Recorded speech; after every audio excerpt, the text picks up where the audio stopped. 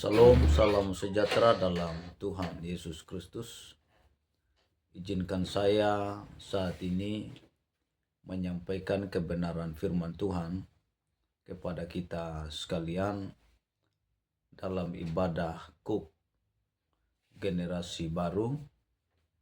Dan karena itu saya akan menyampaikan kepada kita sekalian menyangkut dengan iman dan pembaharuan karakter yang terdapat di dalam Efesus pasalnya yang ke-4 ayat 17 sampai ayatnya yang ke-25. Saudara-saudara yang diberkati oleh Tuhan Yesus Kristus, di situ memberitahukan kepada kita sekalian bahwa di dalam Kristus kita adalah manusia baru.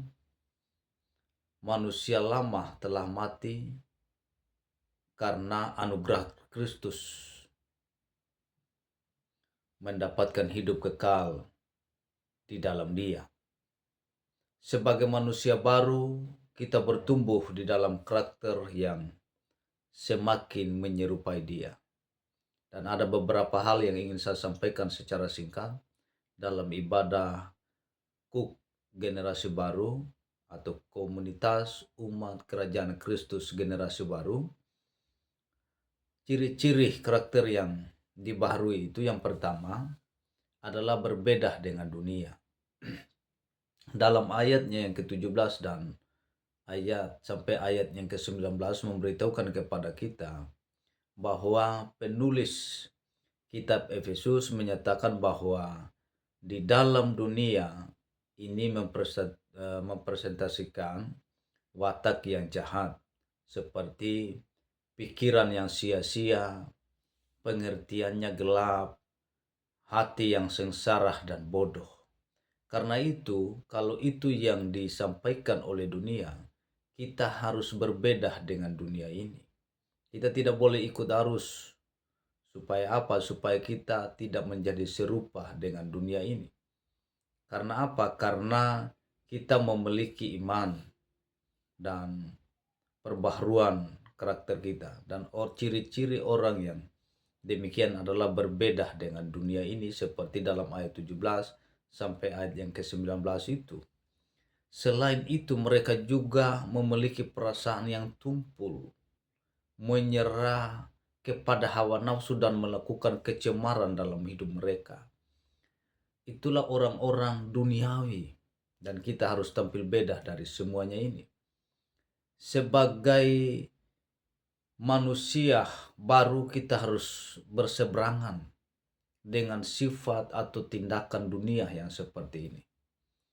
Posisi kita sudah berbeda dengan mereka yang belum mengenal atau yang belum mengalami penebusan dari Kristus Yesus yang dimana kita sembah, yang kita puji.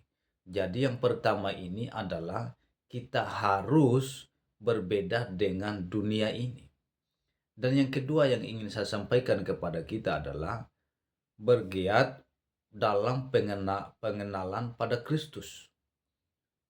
Selain dalam ayatnya yang ke-21, ayatnya yang ke-20 juga, di situ memberitahukan kepada kita, selain secara negatif menolak hal-hal duniawi, manusia baru di dalam Kristus adalah mereka yang secara positif mengejar pengenalan kepada Kristus.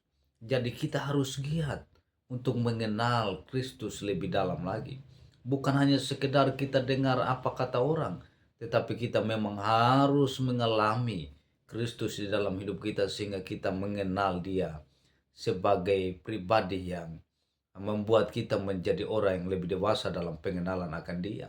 Cara yang dinyatakan di dalam ayat yang ke-21 itu adalah dengan menerima pengajaran dari Dia menurut kebenaran di dalam Kristus Yesus. Jadi kita harus berani membaca Alkitab setiap hari sehingga kita mendapat pewahyuan-pewahyuan baru. Sehingga kita bisa menjadi orang-orang yang lebih dekat dengan Tuhan, mengenal Dia dengan sungguh-sungguh melalui kebenaran yang ada di Alkitab yang kita baca itu.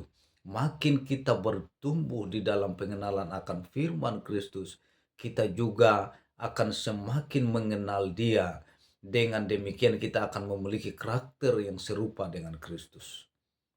Jadi Bapak Ibu, teman-teman yang diberkati oleh Tuhan Yesus Kristus yang ada di generasi baru, mari kita uh, setiap hari kita lebih mengenal Dia dan makin mengenal Dia. Dengan demikian kita akan menjadi serupa dengan Kristus.